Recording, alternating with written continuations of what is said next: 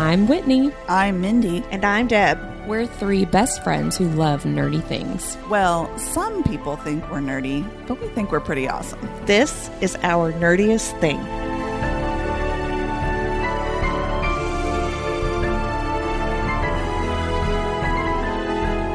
This season, we are discussing Jennifer L. Armentrout's From Blood and Ash, all of the books in that series, plus the Flesh and Fire series as well.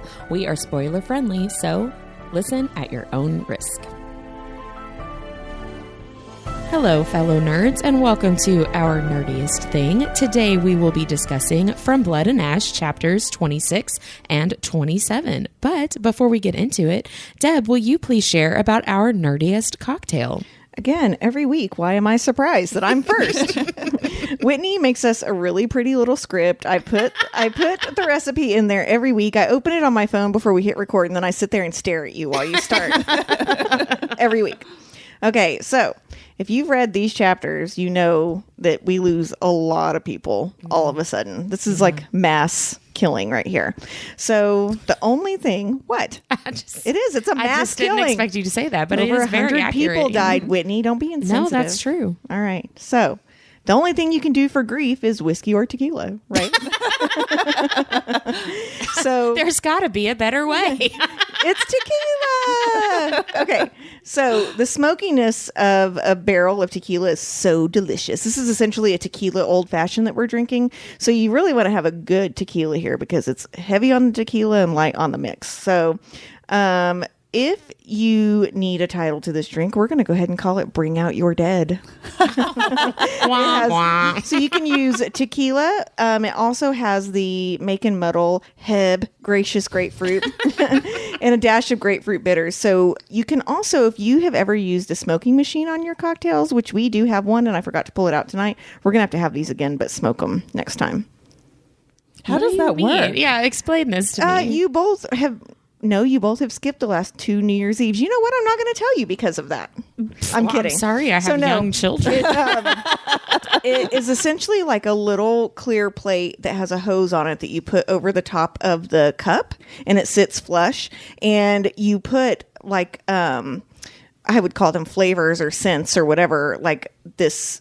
I don't know if it's like wood chips or what, but you put it in a little thing and you light it on fire, and then you start the machine and it pushes the smoke into the drink and you let it sit there for a couple minutes. So it's like an infuser? Essentially, kind of, but with smoke. It's really delicious. We'll do it next time. That's very intriguing. So get yourself a cocktail smoker. You can get one off Amazon for like $25, like a cheap one if you're not going to do it all the time. It makes me think of the like liquid smoke that you could put if you're going to cook something like in the crock pot and not in a smoker, but doing it like kind the of real way. Yes, you know what I mean? Exactly. That is really what it is. But yeah, it looks like a little bowl essentially that you would, smoke the good stuff out of, and it's attached to a pipe. Have you ever tried to put weed in your drinks? No, I'm kidding. No, I'm not. Drugs are bad. It's like, I don't know what a bowl looks like or what it is. You did go to high school. I'm not saying you used a bowl. If my sister's listening to this right now, she's like, well, yeah, but you didn't know Whitney in high school. So it looks like a little mesh like strainer, but it's only like 1 inch wide, and you put stuff down in it and you light it on fire. That's how you smoke marijuana, Whitney. Well, I don't need the lesson, Deb. Clearly you do. Well, I want you to be able to use a cocktail smoker. Just because you didn't do drugs doesn't mean you can't drink. You heard it here first, kids. And this is why your husband thinks I'm a bad influence. We need this on a t-shirt. We need both of those. This is why your husband thinks I'm a bad influence on a t-shirt. You didn't Just do because drugs, you didn't do but drugs doesn't mean you can't drink. Oh, man. Once again, I feel like we're already off the stories of we haven't really started. Real stories of genius. I thought you were going to say Jesus. I'm like, how do we get from smoking bowls to Jesus? Like, what they say, anyway. They're like, man, it's from the earth. Jesus made it. Yeah, well. Right. Okay. anyway. For the record, I don't really think that. I'm just trying to think of a good segue to go into the recap. And Okay, let's do the recap. Let's do the recap. Okay, all right, there you go. Mindy, Great will you work. spin the wheel? That was the best names. segue.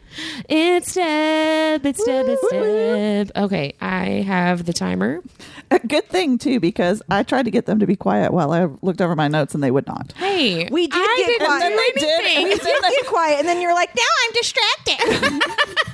Because All you were right. like staring at me. 30 No, seconds. I wasn't. My life. What does weird. Poppy say? Are you ready? You have an overinflated sense of self-worth in my life. Ready? Set. Go. Okay, so the chapter starts with the Duke of Macedonia was dead, and I wrote in my book, yeah! So then shit just starts to hit the fan. All of a sudden, there's arrows and fire coming through the windows. Everything's breaking. People are surrounding the castle. Defina and Lauren both die, and one of them gets hit in the eye with glass, and another guy gets hit in the eye with an arrow, and everyone's getting shot in the back of the head, and Poppy's trying to run away, and she's slipping on blood everywhere, and they get her safe in a room, and then she kills Lord Mazine, and then Hawk's like, the Duchess wants to see you, and you're going back to the capital. Fuck. Did you say Vikter died? No. She didn't. You skip a lot of shit when you No, do it. I know. Hey, Vikter didn't get shot through the eye. That was a little bit more memorable. Well, that's true. This I is know. true. I felt. Let's go on and get into it because there was a lot. I have a lot to say about the eyes when we get there in a couple pages. Yeah. So the end of the last chapter, they had just discovered the Duke. The banner had fallen down to reveal that the dead Duke has been hanging there, and that we talked a lot about crucifixion last week. Can I also say I want everyone to know that we had our book club on Friday, and Whitney did tell me she's working on an infographic about why Hawk is a sociopath and not a psychopath. No. Why I think he's neither. He's neither. Yeah. So she's working on an infographic, and we will share it hopefully with I this cannot episode. wait for this. I know, because Whitney, I think I like ruined her life with that discussion. So she is hell bent on proving me wrong that this fictional character. It matters. We have a whole podcast about fictional characters, so I know, clearly but- it's important to us. Hawk's he's a little bit of a psychopath, but I would fuck him. Well, you'll see why he isn't when I make Well, my infographic. I want to see the infographic, and then you can prove me wrong. So the beginning of chapter 26, Poppy is basically like processing the fact that the Duke is dead and like hanging from the wall, right? And one of the first thing that I wrote down based on what she talked about, because she's talking about like, oh my gosh, I never have to deal with him again, thank God, right?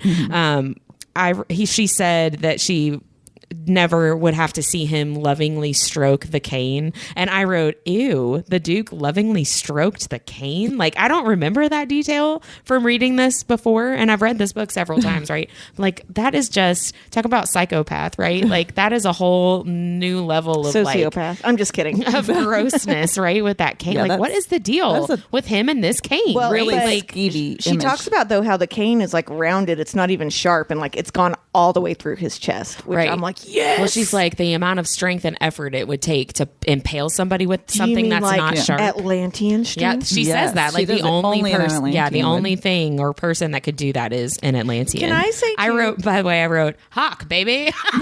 Baby.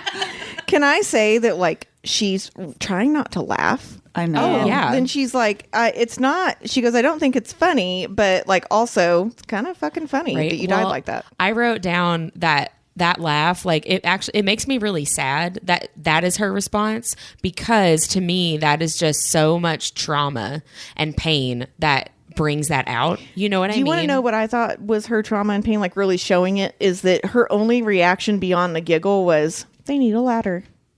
And Tawny essentially looks at her and she's like, dude, what the fuck, Poppy? Right, like, that's and Poppy's not like, appropriate. well, no, they need a ladder to get him down. And Tawny's like, and then, all hell breaks loose. So she can't be like, that was fucked up, Poppy. Yeah, and I have a couple of teasers from the Jane Landers Facebook group from the upcoming, as of right now, not released book from Hawk's POV. I have one teaser with him and the Duke, and then one teaser that I think is from this moment where Poppy laughs at this. Ooh, so okay.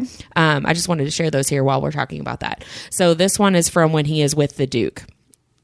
He had finally figured it out, who I was, what he had gladly welcomed into his guard and allowed to sleep beneath his roof, why I was here. His eyes flickered to the door. Run, I urged. I dare you. He locked up. Ah, There it is. Running my fingers up the length of the cane, I leaned forward. A flicker of intelligence is to be found. Okay, so I'm excited. So for Hawk that. just stroked the length of the cane. Why is it sexy there? And well, because he hasn't been using it to that is true. Be a I'm psychopath. Because I started thinking, why am I turned on by that? Stroking the length of the cane is different than running a finger down it, though. Well, To but me, in it's, terms of sexuality. but here's the deal too. It's also what you know. Okay, so both of them are touching the cane in anticipation of what they're about to do with it. True. And the reason you think it's hot when Hawk is doing it is because he's about to use it in a for Vindictive. justice, Yeah. right? But I Yeah. will say, for me, stroking is like hurried and like creepy, and running a finger down it is you're going to take your time. I know what I'm doing with this. Yes, 100%. Oh, He's like, man. look, I'm stroking it. I mean, we all went to college. I mean, we all know someone that did that. Come on. Ugh. Oh God. Oh, Okay. goodness. Okay, so this teaser, I think I have no reason to think Okay, this. can I ask you why you think that? Because from what we know, Why I Hawk, think what? why you think Hawk is talking about her giggle. Oh, that's what I was just about to say. I'm not sure why I think this. It's just the context of the quote doesn't make sense in anything else that I we've guess read. my thing is, we're told, it doesn't mean it's true, that he's not there. At Correct. This time. Well, But that doesn't mean anything. Let me read the quote and then I'll tell you why I think. I'll tell you. I'll tell you. Well, I mean, you might hear in the quote itself why I think that, but let me read the quote and then we can talk about it. My brows shot up. That was so incredibly violent of her. Someone screamed as the Lord gasped. The Duchess? Tawny shouted at Poppy. I smiled. You don't think that's when she's hacking up Lord Mazine? That's where I went. Oh. Yeah. Because he does not pull her off Mazine very quickly. No, he he doesn't. doesn't. That's She lets true. him cut off both arms. She And lets his him head. That's true. cut off his head and start hacking him up. That in makes pieces. that makes more sense. But it's definitely got to be either that or yeah, the because he's smile, yeah. not. You're right. You guys, you're right. Yay! Woo! You heard it here. You heard about drugs and alcohol, and you heard that Deb and Mindy were right. It may never happen again. You did it. You Here's guys the are thing, right. though. You're good at what you do. Yeah. We love you. Thank you. Thank you so much. I would run my finger down you and not stroke you. I appreciate that. So sadly, the next thing to happen is the windows shatter in the Great Hall, and To the wall. all these people get that rhymes more poetry. And all sweat drip down their balls. all these people get like showered with glass, and then the arrows start to fly. And kind of like what we talked about last episode about how I love how JLA builds tension. She does it here too in this scene, right? Like first it's the Duke, and then the window shatter, and then you see the people hurt with all these shards of glass. Defina has a piece of glass in her eye, like ouch. And then it's the arrow. Like it's just one thing, fire. Layers after and layers another. and layers. Yes, and So- it builds. I love it. Can we talk a little bit about the eyes? Because you realize Defina getting the glass in her eye and the guard getting the arrow in his eye happens within 2 paragraphs of each other. Yeah, I know. And so rough. I thought that was really weird that she did that, because I was like, why is she doing that there? So I wanted to look a little bit into the symbolism behind eyes. And to be honest, I started looking into this and I was like, this is going to be boring because it means like it's the window to the soul and all that shit. I found out a lot of really, really cool stuff. So I think we all know that the obvious symbolism is that they're associated with focus, truth, vision, prophecy, all of that stuff, right? Love, being able to see into someone's soul. But did you know that there is symbolism behind the right eye and the left eye and what they mean? No. Did you know this? I don't think I did. Okay. So this is from The Guardian, thecut.com, and spiritualpost.com. So, yes. so right. All those places. I do read The Guardian. So the right eye is known to represent the sun, which is life itself, while the left eye represents the moon. The right eye represents spiritual strength, wisdom, emotion, creativity, and intuition, while the left eye represents logic and reason. If the right eye twitches on a woman, it's a positive symbol of feminine energy, and it means something good's about to happen. So I wrote, so I guess that means she's not getting sexually assaulted that day. My right eye twitches a lot when I'm really tired and stressed. Yeah. So in Indian cultures, What did it say? What happens if a man's eye twitches? Because actually, Darren's eye twitched our his entire. right or left? I don't know, but it was. Okay, it was our entire first date that we had. So he here- complained about his eye twitching, and I stayed with him. Well, in Indian cultures, twitching of the left eye means good fortune could be forthcoming. So you need to find out Oh. which eye it was. I Definitely will. the left, because you were the good fortune. Of course, That's right. I'm going with that. I don't even need to He's ask. rich in love. Okay, so the right eye represents strength, power, and courage, while the left eye is known to ward off evil spirits and protect against negative energy. Maybe that's why his left eye was twitching. Trying to ward off the evil spirit. So some cultures believe that the right eye is the window to the soul, which we've heard of before. But what I didn't know is a lot of cultures outside of Western culture believe that if you lose your right eye, you actually lose your soul. Ooh. So your left eye is cool, but if you lose your right eye, you lose your soul. Most cultures believe that the right eye is masculine while the left eye is feminine. And the right eye is known to represent the conscious mind, and the left eye represents the subconscious. So let's talk a little bit about the meaning of eye colors and the ones that we see in this book. Oh, Okay, I like so this. number 1, black eyes, aka the ascended. This is the only one that doesn't really fit. It means loyalty. But I mean, they are loyal They to all are. the So, ascended. but the Yeah. other one is strength, power, and determination, which I do agree with those. Yeah. Okay, so number 2, green eyes, poppy, right? Green eyes are associated with otherworldly powers and said to be the windows to the soul. Only green eyes. So Oh. green eyes are thought to have healing powers and represent fertility and new growth. Ooh. Which I thought Wow, was really that's kind of neat. very apropos. Yeah. Okay, so number 3, blue eyes, the Wolven and Davina, who is the one that got glass in the eye. R.I.P.. So blue eyes are a symbol of purity and innocence, and then also represent the powers of the gods. And we know that the Oh, Wolven that's do have powers of the gosh. gods. Number 4, amber eyes, aka Hawk, aka Castile, aka Daddy. So, amber eyes are known to represent a person that has a keen understanding of the world around them. They're intuitive, observant, and have the correct gut feelings about people and situations. They're innovative and see the world differently from others. Yeah, that's Oh my awesome. So goodness. I'm like, Hawk, Julie, baby. Hawk, baby. I'm like, did you do that on purpose? But I'm Surely, like, yeah. she kept talking about Davina's eyes being blue. She Yeah. always talks about Yeah. Hawk's eyes being amber. Always talks Yeah. about Poppy's eyes being green. So that can't be an accident, right? Right. But I Right. never thought about all of that, like that she keeps pointing that out. I thought it was like her talking about how beautiful they are. Right. Because Right. I don't know about you all, but I can't tell if someone's hot if they have sunglasses on. I do have to be able to see their eyes. And Yeah, I I know would agree some with that. people are like lips people and stuff like that. But I mean, you could be all ragged A up in your eyes. well-formed mouth. A well-formed mouth. That's right. But I love that she has put all of this symbolism into the color of their Yeah, eyes. that's yeah, really that's cool. very cool. But if you could not put glass or arrows in people's eyes, That would be great. I know.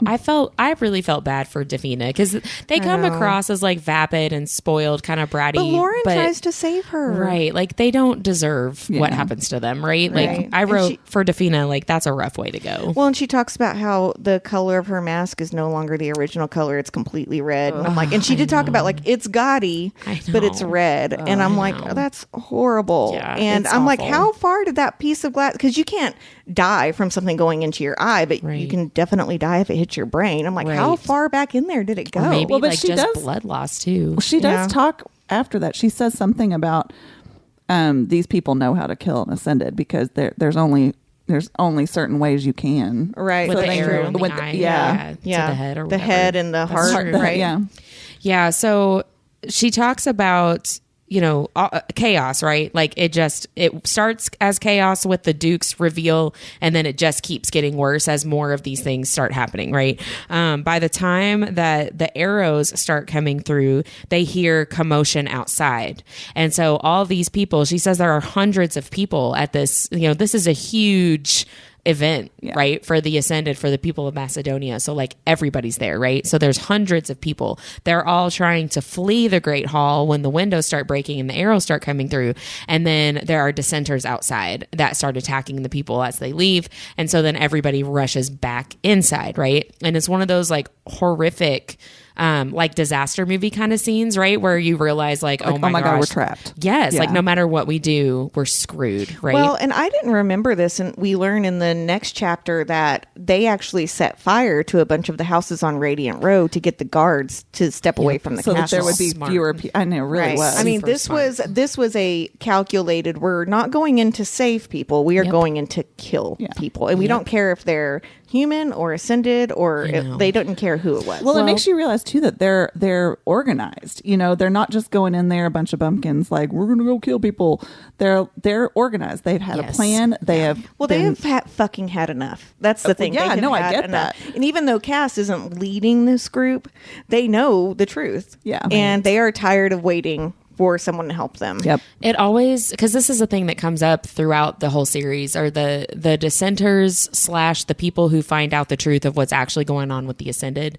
The fact that they can't extend any benefit of the doubt to the other mortals. Like they assume so many people know exactly what's going on and are in on it. Like Poppy, right? At the end of this book. Like, well, obviously she knew about this and obviously she was complicit and obviously she just ignored things. And it's like, but you didn't know either up to a certain point, right? And it always is just, I understand why, right? Because like you just said, Deb, they're done. They're done with it and they're going to kind of point their rage to whoever and everybody, but it just makes me sad that they can't differentiate people more, and all these people get hurt that don't deserve to get hurt. It's awful. Right? Like it's just, it sucks. The whole thing sucks for everybody. Can we talk a little bit about how whenever Vikter screams, "Protect the maiden," the first thing she does is, and I forgot about this, it says, grabbing a hold of Tawny by both her arms, I tugged her against me and wrapped my arms around her, holding her as tightly as I could,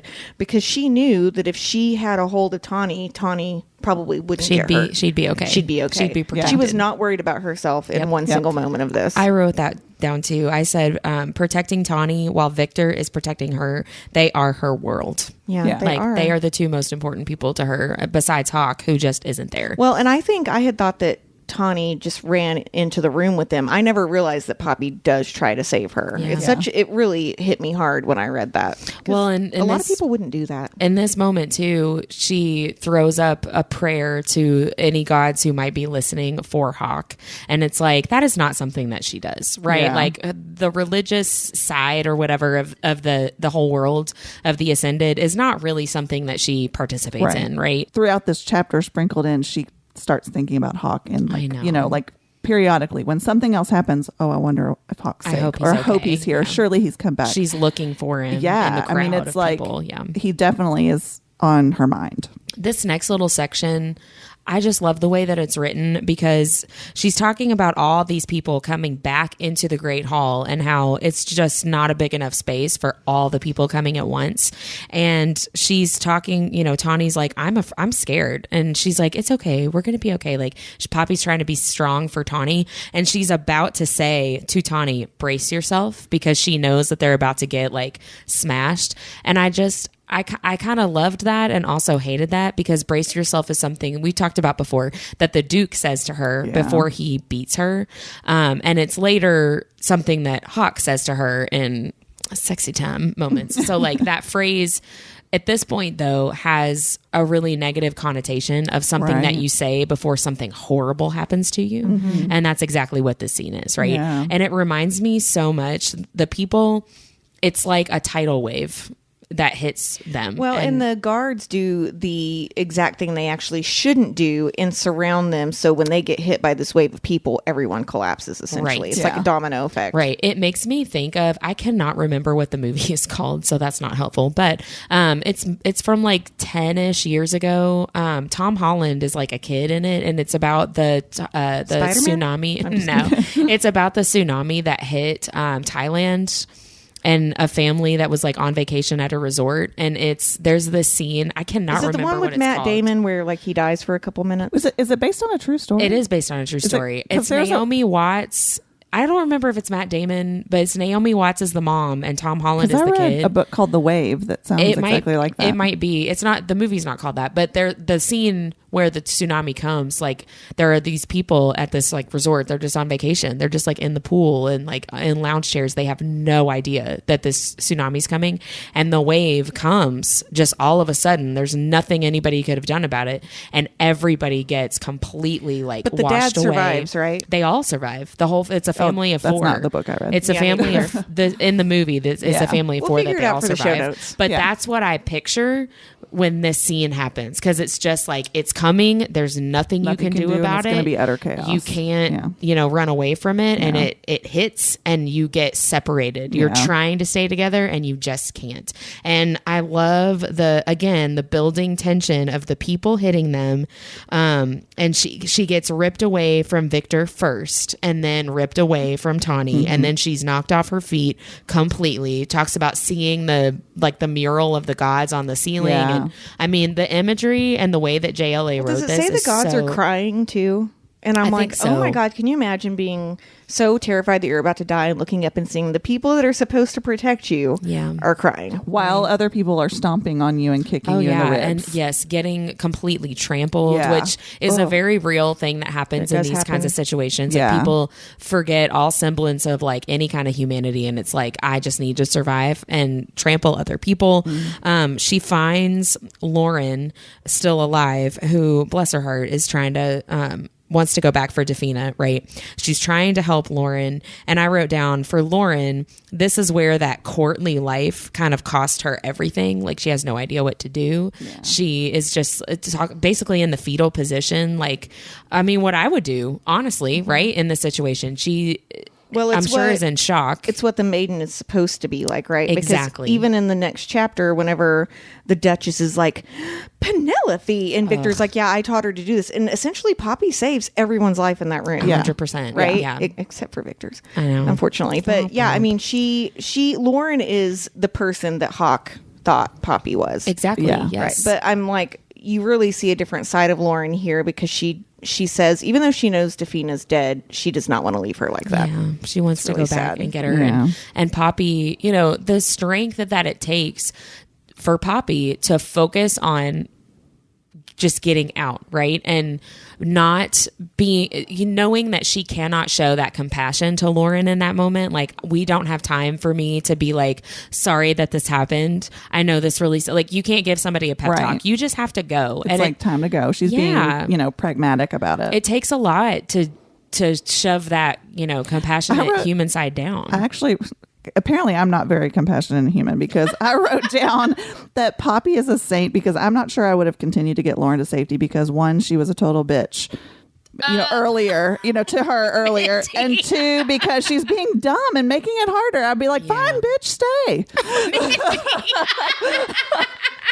Mindy, keeping it real. Can I ask a question real quick? So when I was rereading this, I also didn't remember that Commander Jansen appears and gets her to the side entrance. So are we supposed to think that Commander Jansen created this riot? Because, his whole goal is that he thinks Poppy is the harbinger of death, and later we find out he's a shapeshifter, and he actually pretends to be Beckett to get her to the temple. That is true, but at this point, nobody knows that. Nobody is thinking about Poppy. But even Hawk didn't know that Commander Jansen was a shapeshifter and working against him. So do you think Commander Jansen led this riot to try to get a bunch of people killed, to get her isolated? To hurt her? Yeah. No. See, I thought he was coming to her and he was going to try to get her out there so that they could take her away. Yeah, that's what I'm saying. But I don't know that I think that he orchestrated the attack. Well, I feel like I'm not understanding what you're actually asking. Hold on. So are you saying Commander Jansen, do I think it's possible that he orchestrated this entire attack on the right so that Hawk could kidnap Poppy? No, so that Commander Jansen could kidnap Poppy. Okay. No, and here's why. Because, boys and girls, gather around. Blood and Ash Story time. At this point, Commander Jansen would not think that Poppy is the harbinger of death, because the only reason that they start to think that is when Alistair meets her in book 2 and immediately recognizes her as looking exactly like Malek. So even though Alistair knew that this person was still alive, right? He did not know. He did not know she was still alive. So even though he and Jansen do know each other, and Alistair does know that Jansen is a fucking fraud and everything that he's doing, he didn't know before that time that who Poppy was. Correct. Okay. Yeah. Because at this point, Alistair thinks... It just seemed very weird that happened all of a sudden, that he was there. He, I think actually that Hawk knows that he is a shapeshifter. I don't know. I'll have to look that. I have to look that actually. up. Hawk or Castile was very shocked by that later in the books. I have to go back and look that up. But see, I thought that Commander Jansen was just taking this opportunity. Like, to me, it was like, here, come get to safety, because he realized that she wasn't gone he knows yet. that Hawk because he knows about Hawk's plan. That's true. He knows that they were supposed to take her away.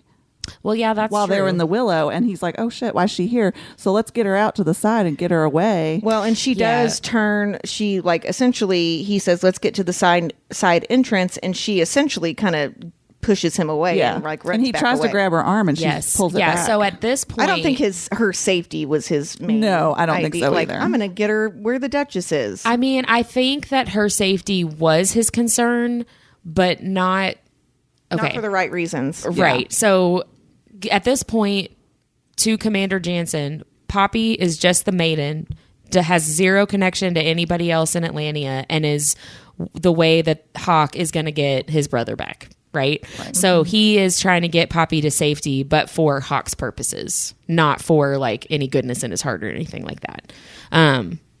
Does that make sense? Yeah, I get what you're saying. Do this is another thing that I noticed. Do the dissenters always wear wolven masks? What was the significance of that? I wrote that too. It's the first time we really see wolven. And why wolven, and why, like, what? Do we see that later? Mm-hmm. Okay. I couldn't remember. Not in this book, though. I know, but I couldn't remember if that was the unseen. Are their masks the unseen wear the wolven masks too? Okay. Yeah. Which I know that. So this could be but we know this is not Kieran and Delano and all of them. It's probably some wolven, like Jericho, or who was Jericho a wolven? But why'd they? Yes. Right. So we know that maybe some of those assholes were a part of this, but we're not really supposed to think the inner circle is. No, I don't think that anybody who is there with Hawk / for Hawk, I don't think any of those people are involved in this attack on the I don't think so either. So that's why I was curious. Why wolven? Why is that what they choose? I think that it's just something that the unseen. Okay, boys and girls. Okay, so the unseen, which we find out about at the end of book 2, beginning of book 3. I think so, yeah. The unseen have been around for hundreds and hundreds of years, and they wear wolven masks because when the unseen first got formed as a group in Atlantia, they had the same goal as the wolven, which was to protect the deities and the children of the gods. And somehow the dissenter, when dissenters started becoming a group, I guess, they kind of like stole that idea from the unseen. But I think that the dissenters were doing it because wolven masks were scary. Do you know what I mean? Right. Like, I don't think it had that deeper meaning necessarily, other than just like the connection to Atlantia. Okay. But yeah, originally the unseen wore them because they had the same goal to protect that the wolven had. Yeah, it just confused me. But that makes so much more sense. That's the end of Blood and Ash story time. That's the song there. She runs away from Commander Jansen to find Vikter and to find Tawny. She finds Vikter, which I wrote down like that has to be the fates. Like this huge crowd of people, all this chaos, and she just happens to find Tawny and happens to find Vikter, right? And I also just felt like it was kind of cruel for if the fates arranged it for her to find Vikter, like for her to watch him die. I know. I was just. Do you think though I don't know if she would have been as amicable to everything if Vikter had stayed alive, and Hawk would have not been able to take her away from Macedonia without Vikter, and so he kind of had to die. No, I think he would have died no matter what, but it's her seeing him, like finding him in the crowd and then having to watch that happen as opposed to finding his body later. I think she had to go through some shit, to be honest. No, I mean, I think she did too. And I think one major thing that ends up being good for her and Hawk is that she knows without a doubt that Hawk didn't do anything to Vikter. Yeah. Right? Like, because she was there and saw it, and because she struggles enough with that whole thing anyway. I think that would have been worse if she hadn't been there and just had to take his word for it. Like, that would have been a bigger deal. Yeah, because he hasn't lied to her at all. Right? So they hook up with the Duchess and they leave the Great Hall, and basically people get like barricaded in. I know. And the Duchess, Lord Mazine, Tawny, Talk about Poppy. this unholy light she's seeing in everyone's eyes, though. What's that about? 'Cause she talks about how the Duchess's eyes are different, and the to an ascended male and female, their eyes were carrying that same unholy light. I wondered if I struggled with if she meant like literally she saw something. And if she does mean that literally, I wonder if it's just like ether. Well, the other thing too is I do wonder if they Sorry. So I do wonder if they were going into bloodlust, and that's why their eyes changed. Because another, that makes sense. I answered my own question as I asked it for the record. I wasn't goading you. I want to point out I was not goading you to give you the answer. I figured it out while we were talking. So one thing I also did not realize, when you're reading this through a rush and it's so exciting, is that they send a group of guards that are ascended into the Great Hall, and suddenly all the screams stopped, and I'm like, they fucking ate them, didn't they? I clocked that too. Oh, that's what I was like. They What ate all of happened? them. Where that So would there's- all of a sudden Because there's ascended in the room in the Great Hall. There's mortals and like mortals who don't know anything about anything, and Right. then the descent. And so suddenly it says the screams had simply stopped. yeah, I And clocked that would too. be the only reason they could have gotten if there was Yeah. a mass attack on that group of people. I mean, but it says that it stopped abruptly. I mean, it would take a little while to get through all the people, right? I don't know. But there were a lot of ascended already. So do you think they were like I mean, one it for talked one? about a huge group of ascended streaming through. Well, and they're fast. They're fast and strong. I mean, they just don't like, have to be alive for Yeah. them to feed, so they could have went around and like very quickly snapped necks, and True. they could have killed them very fast and then fed from them. But that really bothered me. That hit me too. Yeah, I did not enjoy that. The commander leaves them to go like help, I guess. And I wrote down he's Atlantean, so he'll be fine, right? Right. But I think that he's actually going to find Hawk to be like, she's over here, right? Which I don't think I've ever put together. Commander Jansen disappears for so long in this story that in the series of the books that I feel like him being in this first book at all just like leaves my memory. It's You know what I glossed mean? But that's why it makes me wonder if he's doing more shady shit than we know he is. But he doesn't know enough about Poppy to be able to be doing. You know what I mean? I don't know. I think there's just something else there. Maybe it's not Maybe Poppy. more with the unseen, but Yeah. not related to Poppy. Right. That very well could be true. I don't know. So they go into this room and the Duchess is like kind of losing it, I feel like. And Poppy and Vikter are like, this is a really bad idea for us to just be like sitting I didn't in this think room. the Duchess was losing it. I thought she was being perfectly calm and trying to be like. I mean, she sends them in there to be sitting ducks. I wrote. What the hell was the Duchess thinking, making them sitting ducks in that room? She dumb. Well, that's why I wrote down. It doesn't make any sense to me. What is the Duchess's Ego. She doesn't think she's going to die. Oh yeah. Well, that's what so I said, what is the Duchess's thought process? That the Ascended out there will protect them? That even if anyone makes it to the room, she and Mazine can kill them? She seems unhinged. She thinks that even if they got to her, she wouldn't die. I think Because she's Ascended. Right. So, like, she'll be okay. it's an arrogance thing because Lord Brandole is also very at ease. He's over there pouring whiskey. Let's take a quick cocktail refresher break. I wish people could see my face when I say that. She's got the waggling eyebrows and everything. Yeah. We'll be right back.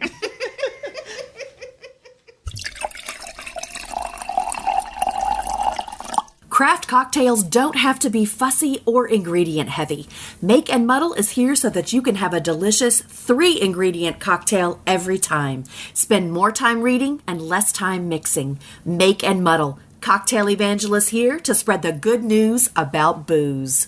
And we're back. Yay, Deb refilled her cocktail. It's delicious. Did you guys notice that a Wolven comes into the room? So they have like this battering ram, right? And they get into the room, and the man behind the wolf mask chuckled, "Pretty dagger." And I wrote, who was that? Because of course he recognized the bone handle, right? Can we talk about the fact that these crazy people come in here wielding axes? That made me think of The Shining. Well, yeah, I had forgotten that these guys are coming here trying to chop them up with axes. It's really. I wrote terrifying. A couple of different times. I wrote down, this is really scary. Yeah. Like, because we're supposed to assume their goal is like full annihilation of everyone in the building. Yes, yeah. Because they're. I think it's safe to assume that they think everybody who's participating in the party knows exactly what's going on and are okay with it and helping make it happen. Yeah. Right. I loved Tawny throwing her glass at the dissenter and then picking up the decanter. But I love also how he has this metal mask on and the glass just shatters against his face. Yeah. So there's the point, and I don't feel like the Duchess said this to save Poppy. She said it to save herself. Yes. She's the maiden. She's the chosen. And the dissenter hesitates, right? Mm-hmm. Which is exactly what the Duchess wants him to stab do. Her. Right. And so Poppy essentially like kicks ass for the next 2 paragraphs. And then it says, "Gods, Lord Mazine uttered, staring at me with wide eyes." And she said, "Remember that." And I wrote, "She's gonna kill you, fuckwad." I wrote down, she is brutal and it is amazing. Lord Mazine is like, shit. Poppy saves Tawny. The Duchess, I think, is stopping Poppy from being killed because she knows that she is gonna like get tortured before she gets killed by the Queen. Yeah. Like if something like that happens to Poppy. Vikter outs himself as training Poppy, like consequences be damned. He told her that she makes him proud. I know. I'm like, I know. But also, this is the part where Mazine says, I don't believe, and he's talking about Poppy, that she's in need of royal guards. It says, the Lord commented dryly, his nose wrinkling as he flicked something off his tunic. And then he says, "But so very unbecoming of a maiden." Like, fuck you. Yeah. She just saved you, dude. Mazine is the worst, was my note of that. That part. I wrote fucking Mazine. Right. Here's the differences in your book and mine. You're like, Mazine's the worst. And I'm like, fuck you. No, but that's just another example of, I said a few minutes ago, like, he is so extra psycho. Like, he is so bored and unbothered. It is very so strange. Weird. Like, he is so weird. He just sits there and belittles her. Yes. About being unmaidenlike and all this stuff. I'm just glad she went medieval on his ass. I know. I love that. I thought you were going to say Medea. That too. But yeah, Vikter outs himself, consequences, whatever. He doesn't care. I trained her and I've never been more happy that I did. He smiles at Poppy and says, "You make me proud." And then she is stepping forward to hug him. I know. She's stepping forward to hug him and a dissenter comes off the ground, I guess, not actually dead. He wasn't dead. And stabs Vikter basically like in the heart. And then immediately Hawk is there and decapitates that dissenter. Even though that dissenter, I just made this note, even though that dissenter technically should be an ally to Hawk, right? Because they're supporting Castile and Atlantia. Even though he should be an ally, this dissenter is a threat to Poppy and has just caused her major harm by hurting Vikter, right? So Hawk is immediately like, "And I hate you. And you are dead." Yeah. Right? Well, and it's talking about how she's trying to ease Vikter's pain and she wishes she could do something to heal him. And I'm and I wrote, it's really too bad she's not further in her calling. I know. Because she could have. Yeah. And it broke my heart when I read that because I was like, you are going to remember this the rest of your life and then know later that you can heal people but didn't know how to yet. Later, yeah. She goes to him basically and is refusing to accept that he is like fatally wounded, right? And he says to her, I'm sorry for not protecting you. I failed you as a man. Forgive me. And I wrote this note. I was sitting on my couch Saturday morning while my daughter watched The Greatest Showman doing all this podcast work, and I'm literally like crying on the couch with my 4-year-old. And she, God, this part really got me. Poppy says to Vikter, please, of course I forgive you. There's nothing to forgive. And then she says, please don't leave me. And that reminds me so much of the beginning of book 3, Crown of Gilded Bones, when she thinks Castile is dead and is like, don't do this to me. Please don't do this to me. And he says the same thing to her when she's dying before he ascends her later in book 3 as well. And that's the part where it doesn't matter how many times I read the book that I bawl. That's the infamous story of me snotting into my mask on an airplane from crying so hard. So this is the part too where Poppy finally loses her shit on Mazine. Wait, can we go back for a second? Because I thought it was very telling, though, that what Vikter was apologizing for was that he didn't do anything about Lord Mazine. Because he looks and at the Duke. Yeah, and because he looks at Mazine when he says it. Yeah, he looks at Mazine while he's in the middle of apologizing. And that I failed you as a man. I never caught that. Yeah, that tears me up every single time. Yeah. That, he realizes in that moment that, he felt like a failure in that point. And I'm like, oh, God. Well, he did fail in that way. He really did. He Yeah. really did. But that he acknowledged that and knew he had to get that out because he knew he was dying. Maybe that could, because I never caught that. Maybe that solidified like her want to destroy Mazine, right? Because then Mazine says the most smart ass thing on the planet. He said, I do believe our maiden has also crossed a certain line with her royal guards. I don't think her lessons were at all effective. I mean, and he also just saw the Duke, who's allegedly his BFF, right? Yeah. Impaled with that exact lesson cane, right? And it's again, he is so unhinged in this whole scene. It makes me wonder if he thought that he would get to marry the Duchess and then he could do whatever he wanted to Poppy. I don't know. He was just next level in this scene. That's something I asked too. Do you think there's something going on between Mazine and the Duchess? No, I don't. I think she was scared of him. Okay. Yeah, I think if I don't know, it's just the way they were interacting in this part. I thought, I think if there was anything going on, I do not think that she would be. Well, I know later on we find out that she doesn't care for him at all. I wrote from that part in all caps. I wrote, Mazine, shut up in my notes. So if you listen to this, and I've talked several times about how much I love this book in audio form, this "Forgive me, I failed you" over and over again is gut wrenching because the narrator pauses every time and lets it sink in, and I'm like, oh my God. I was listening to it the other day and I was like, this is horrific, horrible. It's awful. And Mazine makes that comment before Poppy actually loses it, and it says Hawk says something to him, but she's so in her own head right then, she doesn't know what he says, and I'm like, oh, please be in the POV. Motherfucker, she's gonna kill you. Please be in the Hawk POV book. I want to know what it was that he said, right? Because it was good. Oh, for sure. And she is reliving this moment over and over in her head, and she says, fury was pure power, and not even the gods could escape it, let alone an ascended. And I wrote, primal power, queen. I love that she points out that she cut off the hand that held hers down to take away her modesty. Yep, that was the first thing she went for, right? I love that too. And I had never I didn't realize, I guess, that she was using Vikter's sword. Oh, I didn't realize that until this reading. Too. She's using Vikter's sword to that's awesome, to hack him up. I wrote, this is what I wrote: using Vikter's sword to hack that MFer to pieces. Yes.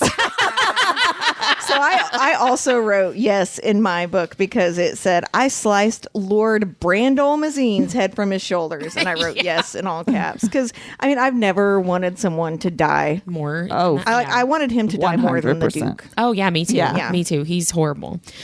So I wanted to talk a little bit about Vikter, R.I.P. Vikter, because he's extremely important to the story and also to Poppy.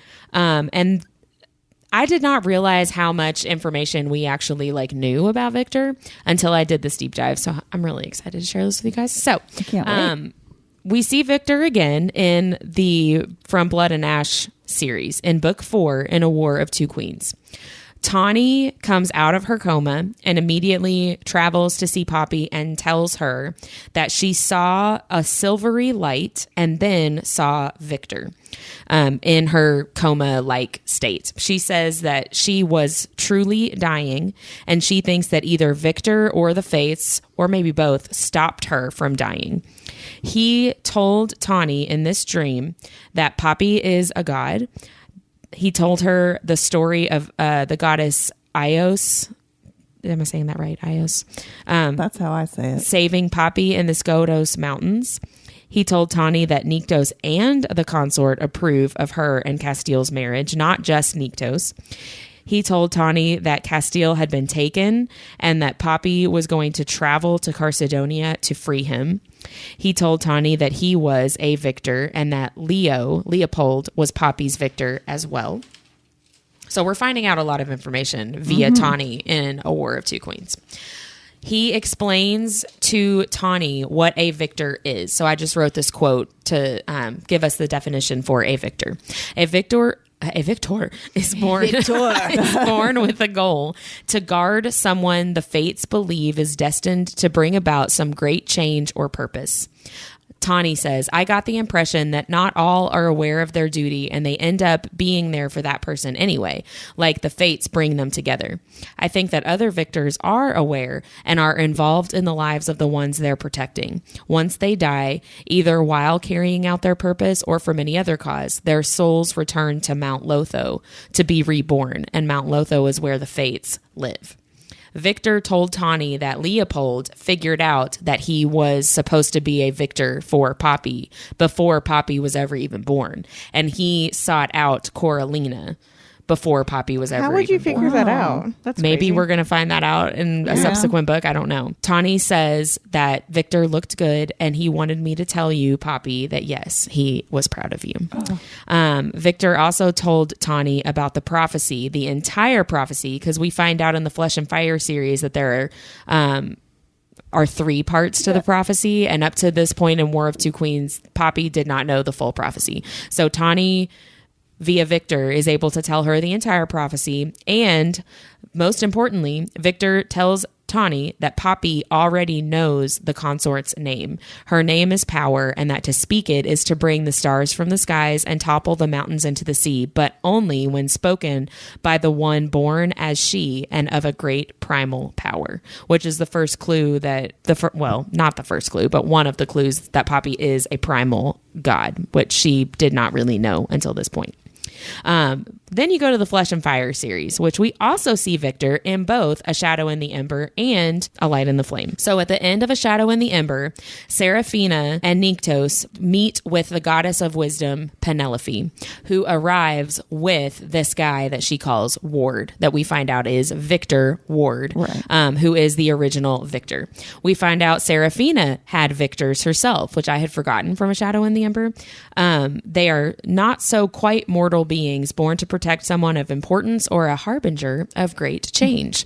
Nyktos says it's been a long time since he heard that word Vikter. So Vikters have been around for centuries to the point where Poppy is alive, right? And Vikter, as the original Viktor, has been around centuries and centuries and centuries and like millennia probably, because he was before Seraphina even became the consort. Right. So Vikter Ward is with Nyktos and Seraphina at the end of A Shadow in the Ember. Sidebar. I did not remember this. The goddess Penelope says she has this vision of a chosen. She's talking about Poppy and Castiel. A chosen and a descendant of the first. A queen of flesh and fire. And him, a king risen from blood and ash, who ruled side by side with man. And they felt right. They felt like hope. And I was like, wait, ruled side by side with man? Have I had a lot of rum? Because I don't understand. Okay, so that chosen and a descendant of the first, the chosen is Poppy. This is the goddess Penelope talking about a vision that she has had of the future, people who aren't born yet.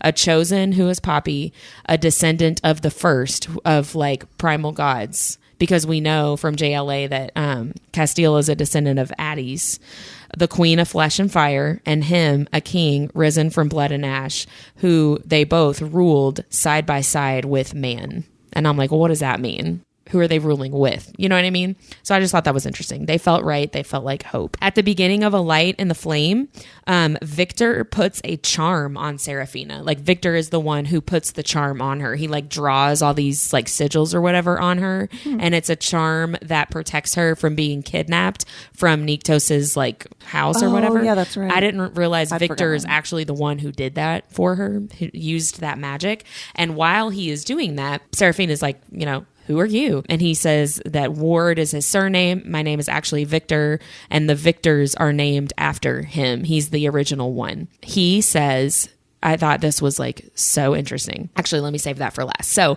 Penelope, the goddess, says to Seraphina that Vikter saved the life of someone very important and paid a very steep price for doing so.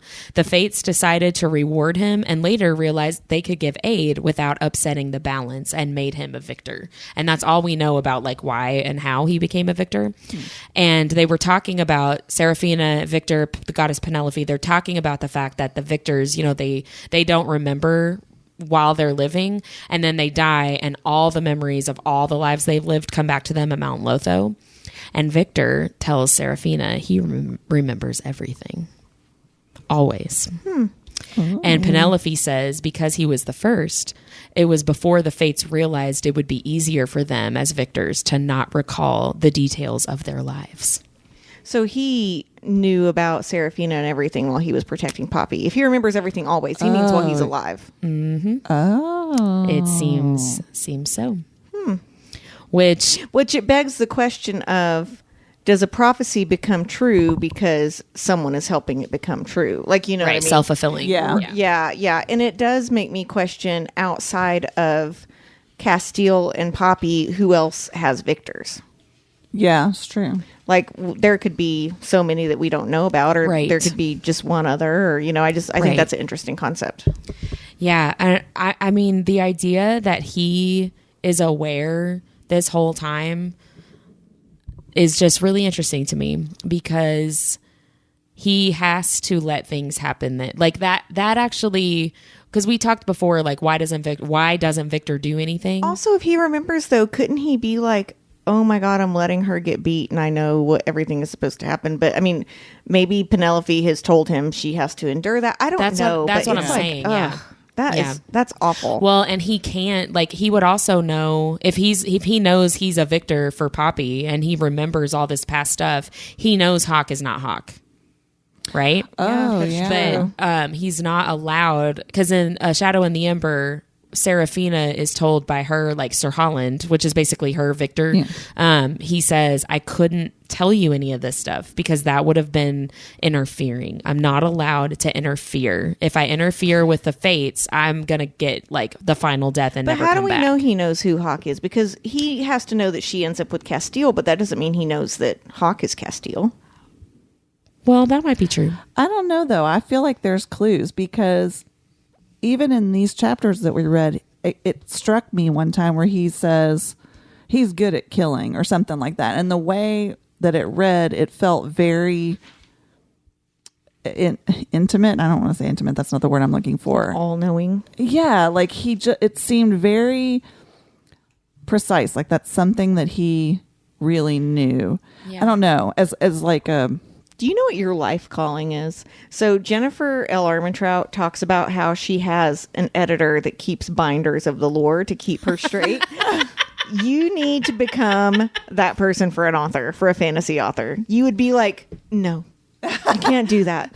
Guys, you already said this. I'm available if you guys want to reach out at ournerdiestthing@gmail.com. So Poppy goes like ape shit basically on Lord Mazine, and Hawk is trying to like get her to stop, right? Because it gets to the point where It's like, you did it, literally right? chopping him up. Yes, like Well, and he's dead. You did it. Like she's that's totally enough. dissociated at Oh, this yeah, point. Like 100%. she's talking about how, and even before he knocks her, while he's holding her, she says somebody's screaming, and I think it was me. I'm pretty sure it was me. You know, Yeah. like have you ever had that happen before? Because I did. I got in a car wreck one time, and I was screaming because they T-boned me on the other side. And I constantly screaming. In my mind, I'm thinking, who's screaming? And then you kind of come back into yourself and you realize it's you. Right. It's the craziest Well, feeling. it's a trauma response, right? I Yeah. wonder if anthropologically speaking, if it's like your body telling the world you're in danger Or something. or what it is. Because if you could think logically, you may not cry out. Right. You know, I find anthropology so I know, me too. Well, Hawk ends up having to like push a pressure point on the back of her neck or whatever and knock her out. And then that whole Which to me, her vision went white. I'm like, did he just hit you with the back of like the hilt of his sword? I know. You he used a pressure point because she would have been pretty pissed if he had hit her. But I mean, come on. So yeah, that whole next chapter, she's just completely lost in her grief. She's sleeping all the time, all day long. So much so that she doesn't even go to Vikter's funeral. Yeah, because she's asleep. Yeah, she has slept through it. Hawk is there for her, and Tawny is there for her the whole time, which I love. Did you remember from reading previously that she essentially wants to go hunt down Agnes? I did remember that. I had forgotten that too. She goes through all the different, like she blames herself, she blames Agnes, like she goes through that whole grief process, right? Right, the anger. So she also points out that none of the dissenters were taken alive that night, and any of that had escaped had slipped back into the shadows. And I'm like, no, honey, they ate them. Right. Well, she says too, only a few had survived, so most so traumatized that they couldn't even recall what had happened. And I'm like, because they saw what the Ascended could do and were terrified, They said it couldn't have been what I think I saw. They had a sword. Right. Like that's rough, right? Like the trauma of those people. Well, if you were a part of that and you thought you saw someone rip another person's throat out with their teeth, you would be like, oh, they must have had a knife in their hand or something. I must have been like, because it was an extremely chaotic scene. And your right? mind will try to make sense of reality. You can easily convince yourself that you were like out of it because of the craziness that was happening. Like that would be very easy to do, you know? But I feel bad for only those few people, like the horrible things that they experienced. I think it's really funny here, like a little bit of comedic relief where Poppy said things had been weird between us, and she's talking about Hawk, and she essentially says that every time he comes in, she just stares at him. And then she goes, which is probably why things were weird. I know. Bless her heart. I hadn't remembered either. She actually had been taking the sleeping drought. How do you say it? Draught? I don't know. The sleeping... The sleeping aid. The sleeping potion. Hawk takes that potion out of her room because she won't stop taking it. Yeah, I noticed that too. I hadn't remembered that. And I say for myself, like, I think he doesn't want her to become addicted to it, and he knows that she has to face it, right? Yeah. And I wrote, I can't wait for this POV. Like, I need it all.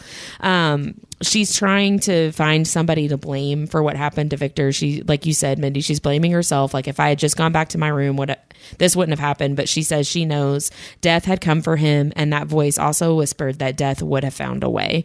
And I wrote, like, the fates, right? Yeah. Like, that was Vikter's purpose. And Vikter, if he remembers everything as a Vikter, he would probably have some knowledge that I'm going to die in this role to protect her, right? She tries to go after Agnes, but Hawk follows her and stops her, right? Yeah. Stops her from going. It doesn't say that she tries again. I wrote down she's already not like her mother, right? Yeah. Like her mom would never have stopped until she got to Agnes and killed her dead, right?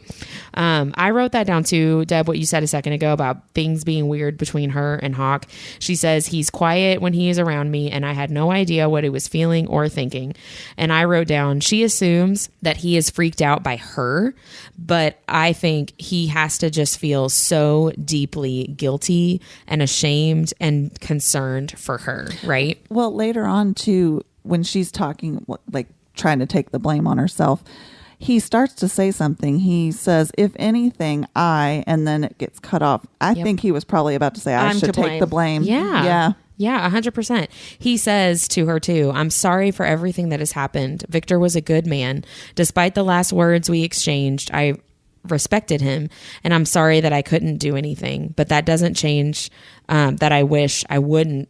Wait, she says, like, there's not anything you could have done. You didn't do anything wrong. And he says, that doesn't change that I wish I would have done something that could have prevented this. You're not to blame for this, Poppy. Not at all. If anything, I don't take on the blame that belongs to others, because he knows they're dissenters, right? He knows that it was dissenters supporting him that made all of this happen, right? And he feels so bad about it. And he tells her later in one of either book 2 or book 3, like, I lose sleep over knowing. That's when I knew it was book 2. Book 2? Yeah, like, I lose sleep over knowing that I inadvertently caused the death of Vikter and Lauren and Defina. And she accuses him of not taking the lives that are lost in his name seriously, and he takes her down to that, like, crypt where all the names are on the wall. Right. Yeah, she says, you're just like essentially loses his shit. Like, are you fucking kidding me?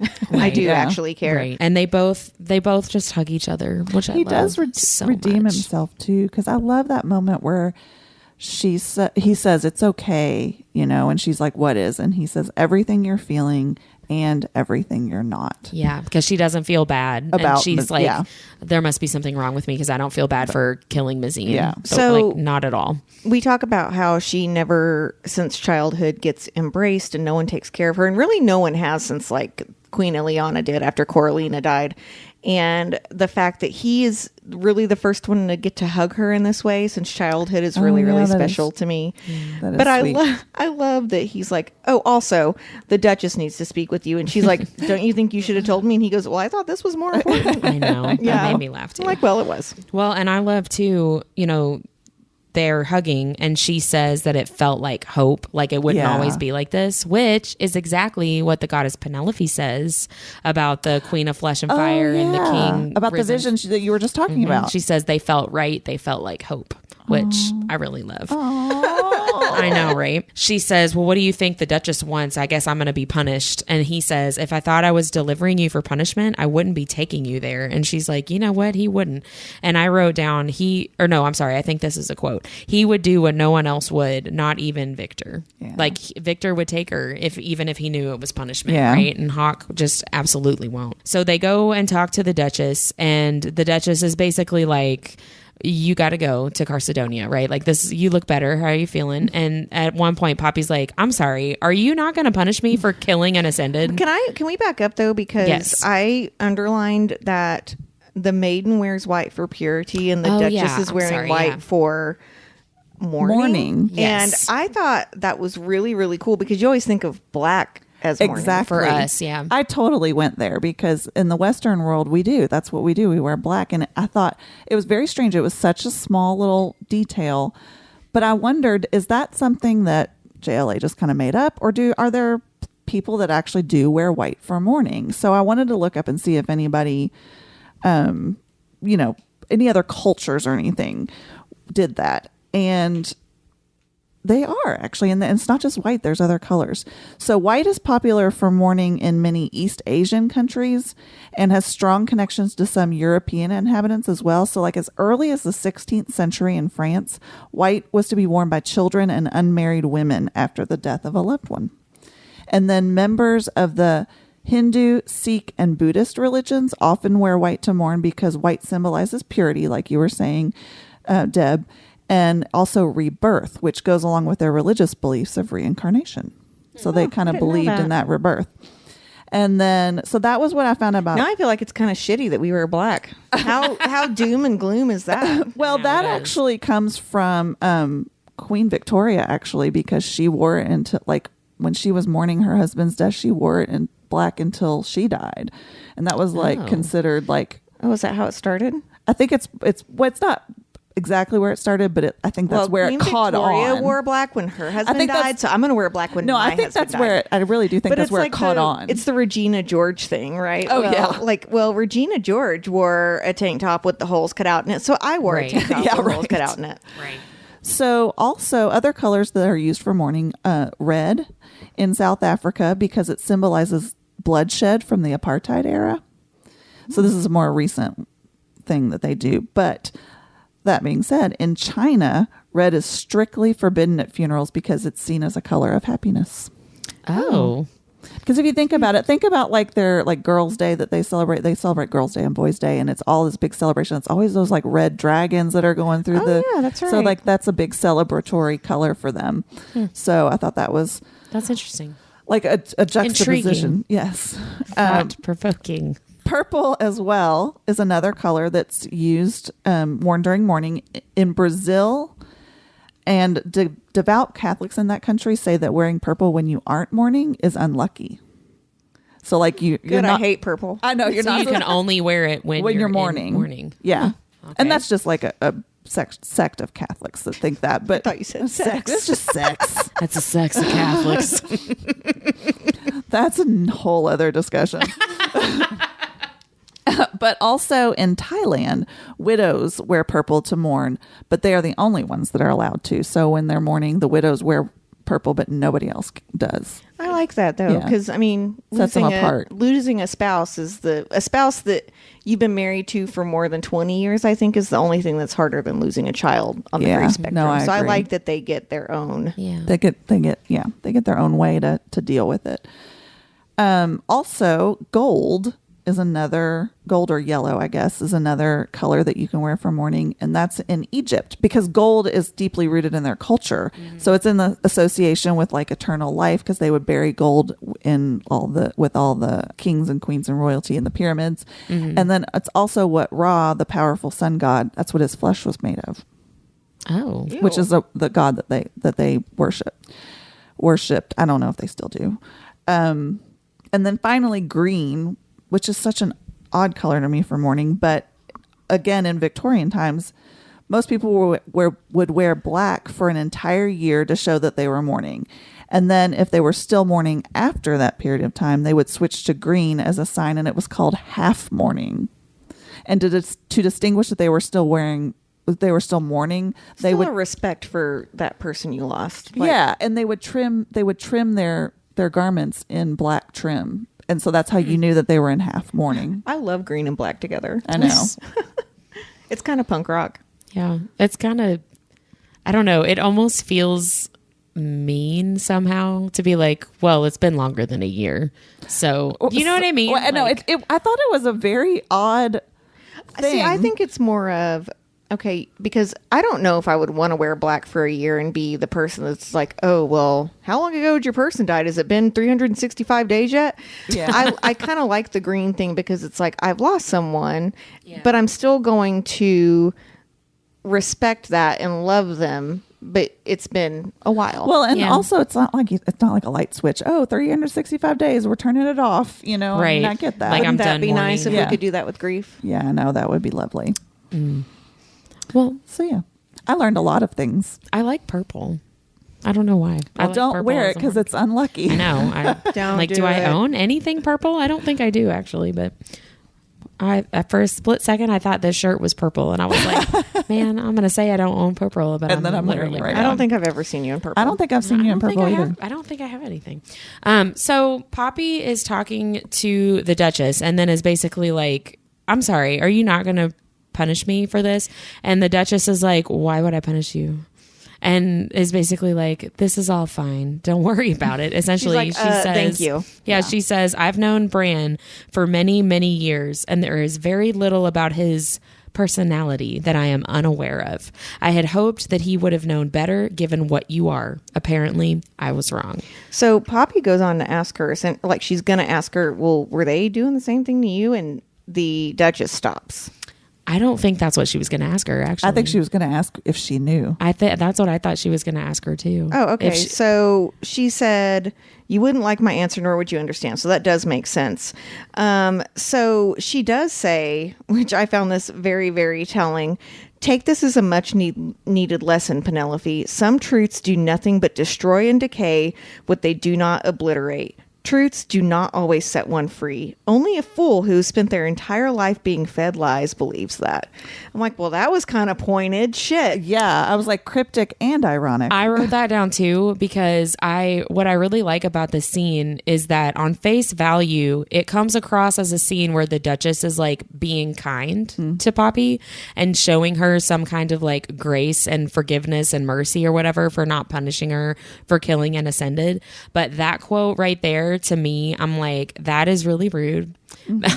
Poppy is someone who has spent her entire life being lied to about by everything, about by everyone, about everything, and that just feels really mean to me. I just, when I first read this book, later on in book 3, I think it's book 3, when the Duchess shows back up, it was kind of jarring for me that all of a sudden she was like such a bitch, because she didn't seem that way in this first book, but then you see stuff little like glimpses this, of exactly, stuff like this, I'm like, nope, there it was. Let me ask you this: when Poppy walks in and she's looking at the Duchess, she kind of mentions that she feels like the Duchess looks different, but she can't put her finger on what it is. I noticed that too.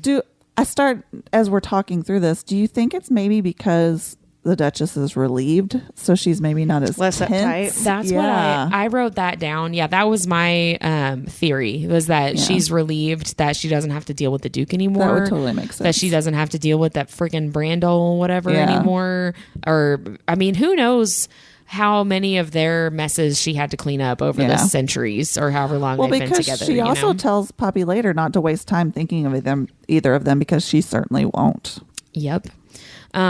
And then this chapter ends with her saying, the Duchess saying, you're going to Carcedonia, you're going to the capital, you leave tomorrow at sunrise. And you're gonna get fingered know, right? in the blood forest. That's all I can think about. I'm like, oh, she's about to get some in the forest. That's our next episode, actually. Before we move on to our nerdiest things of the week, I had a couple more Hawk POV quotes that I just wanted to read from. One of them for sure I know is when Poppy is sleeping, those several days after this happens with Vikter. The other two, I think, seem like they fit in this time frame. So thinking about Poppy being asleep, Hawk says, all the while Poppy looked so damn peaceful, as if she was where monsters could never find her, but the monsters already had. I was one of them, no better than the Ascended. That could fit in more than one place, but it could be here where she's sleeping. Well, he feels very guilty. Exactly. Yes. And this one too, this one I think is less likely to be in this part of the book, but it still could potentially fit. The good news was that Poppy was no longer sleeping. The bad news was me. I was the bad news. So I'm like, that could go in a few different places as well. But this one for sure is this part of the book. And this is my last one. She's been awake a few times. Tawny's brows pinched as she stood. And I've managed to get her to drink water and take some soup. A faint, tired smile crossed her features as she came around the foot of the bed, smoothing her hands over the pale mint green gown. But you already know that. You've asked me that every time we've spoken. Aww. So it's Hawk asking how Poppy's I can't doing. imagine, and I feel lucky that I've not experienced something so traumatic that I lose 4 to 7 days of my life. Right. Like where I don't want to be awake and I can't stay awake. And when I am awake, because she doesn't remember eating soup. Right. And I mean, it really resonates with me because I can't imagine grief that strong. Yeah. It's where you don't have basic instinct to take care of yourself. Mm-hmm. Yeah. I mean, I'm sorry for any listener that's went through that. Yeah. It's a really rough couple of chapters, right? Like this is one of the most defining experiences of Poppy's entire life. Right. Losing Vikter, right? And losing Vikter in the way that she did in the middle of all this other trauma that is happening to her. And, some of that hasn't even happened yet. Right. And she has no idea what's coming. But there's a lot of really good stuff that's coming too. So like like fingering. I was going to say like her. Oh my gosh. That is pretty funny. So let's go on to the nerdiest things of the week. Who wants to go first? I'm happy to go. Okay. So I am we go to Imaginarium in a few weeks. This will air after that, but so we've just gotten back, yay! But we're going to Imaginarium, and I'm making some little gifts for their gifts bag. But I also have an art show 2 weeks after that I'm doing things for their goodie bags too. And I found these like 1-inch like cross stitch embroidery hoops. They are so tiny. They're adorable. They're freaking and adorable. Embroidered. So in one of them, I wrote "Read More Books," and it's got like these little 1970s little stars on it. And then another one has like a little hot pink beetle, and then another one has a hot pink uterus because that's who I am. But they're so fucking cute. You didn't tell them the uteruses are flipping people off. Oh yeah, they're flipping people off. If that tells you anything about my design work, that will tell you. So It encapsulates but like it. I love, they're so dainty and they're so cute, and I love taking things that are supposed to be that we really think of as being sweet and innocent and putting like cuss words on them. That's really fun. But also, these are going to go into the goodie bags of these people coming to this art show, and I love the idea of giving them something that says "Read More." Yeah. No, that is So cool. that's mine. That's cool. Yay. My nerdiest thing of the week also involves embroidery hoops.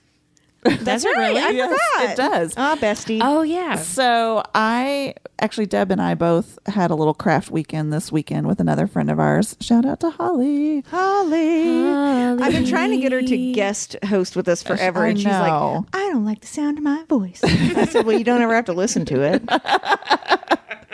Well, we're still around. We listen to your voice, so it can't be that bad, right? But anyway, so we got together and did some crafting, and we all did different crafts. So Holly scrapbooked, Deb sewed, and I did cross stitch. And I had bought from a shop, and I'll have to link it in the show notes because I can't remember the name of it off the top of my head, a pattern. And it's Veronica Mars and Logan. It's a little cross stitch. So they're called like pixel people. So it's like him and her next to each other, and then it's got the quote about their love story being epic. And it's so cute. And I got all the quote done, and I'm part of Veronica, so I'm really excited to finish If you've not that. watched Veronica Mars, please just watch it. I think I need to rewatch it. Like so good. Well, it's making me want to rewatch Right. it. That's Maybe definitely my we should comfort watch binge it. show. we I should love watch it. it in the car when we're driving to Imaginarium. Oh yeah. Oh, that would be awesome. Do you have a DVD player in the car? No. Oh, well, we have Netflix on our phones. Yay. Yay! Woohoo!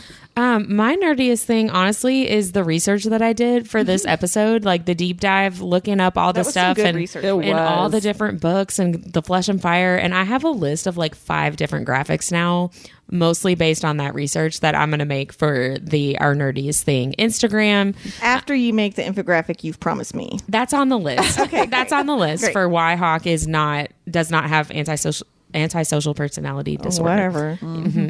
Well, we'll just have to wait and see what the masses think after they see our different graphics.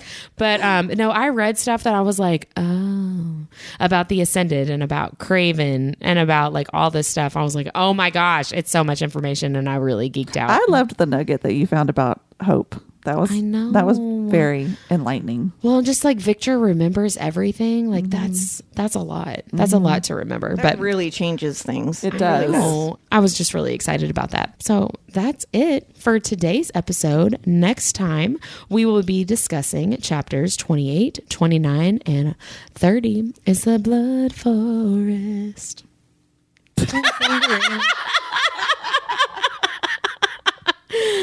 Bye. Bye.